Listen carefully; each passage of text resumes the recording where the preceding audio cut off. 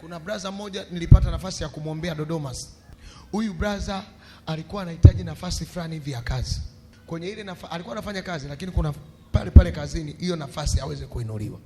Lakini kwa bahati mbaya kwenye hiyo nafasi aliyokuwa anaigombania kulikuwa na watu wengine wengi. Amen. Miongoni mwa watu waliokuwa wanataka ile nafasi, wengine walikuwa ni washirikina.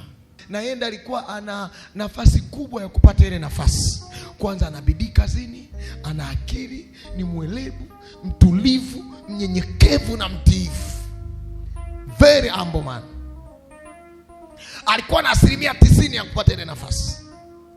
Lakini kitu cha bahati mbaya, miongoni mwa watu aliokuwa anagombana nao ili kupata ile nafasi, kulikuwa na wawili washirikina.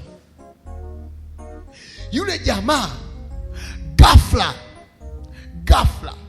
upande wote aliparalyze, uso wote, mdomo ukakaa pembeni, mwili wote ukaparalyze, akawa hawezi kutembea, hawezi kufanya kitu chochote, ni wakulala kitandani, wakulishwa, wakufanyiwa kila kitu.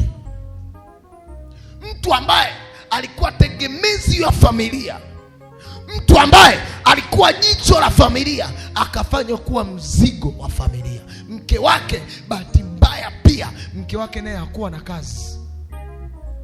Walikuwa wamefungua tu kwa biashara, na kwa bahati mbaya zaidi hawakuwa na mtoto. Amen. Mke wake ikabidi aliski biashara, aache kwenda kuwa anaenda biashara ili achunge mume wake. Wakaingia kwenye madeni, kila kitu kikaharibika, akafilisika, akawa down kabisa.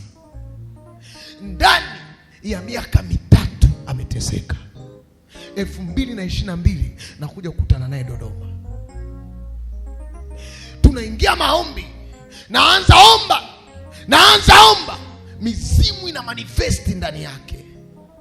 Majamaa wanalipuka ndani, wanasema sisi ndo tumemfunga, na pia hatutaki aweze kupata mtoto, lakini pia tumefunga Sky kwenye hii nafasi kwa sababu ana nyota ya uongozi. Hiyo nyota sisi ndo tunaitumia na tumekaa kwenye nafasi kwa ajili yake. Anasema huyu jamaa waliweka uchawi kwenye kiti mahali anakaa. Alipokaa kwenye kile kiti, ndio pale ule uchawi ukaingia ndani ya mwili wake, akaparalyze. Nafasi imekosti maisha ya mtu. Vita tu ya nafasi kazini imeharibu maisha ya mtu, na haijaishia kuharibu maisha ya mtu, imeharibu na familia yake. Watu wameingia kwenye gharama. Mke wake ameshindwa kuendelea, maisha yameendelea, ameshindwa kusomesha. Alikuwa anasomesha ndugu zake, akashindwa kusomesha ndugu zake. Nataka tuwe makini. Angalisho, ninaomba watu tusitendiane mabaya. Kuna watu wanatutegemea. Mabaya unayoyatenda kwa mtu hautendi kwa ajili yake, unakosti hata ndugu na jamaa wanaomtegemea. Yeye asipolia, machozi ya wale watu yatakugharimu. Yes. Inawezekana ukatendea mtu mabaya ili aharibikiwe kwa sababu ya nafasi unayoitaka. Lakini kumbuka, huyo mtu alikuwa ni tegemezi. Kupitia hiyo nafasi kuna watu wanasoma, kupitia hiyo nafasi kuna watu wanaishi, kupitia hiyo nafasi kuna watu wanaendelea na maisha yao. Usiliharibie mtu kwenye nafasi iliyopo ili ukae wewe.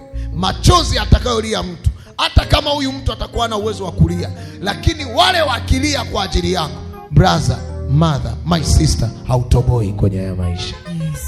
Hauwezi endelea kwa kumharibia mtu mwingine. Hauwezi kuwa bora kwa kujifanya wewe kuwa bora kwa sababu ya mtu mwingine. Hapana. Heshimu mtu na watu wataheshimu kwa ajili yako.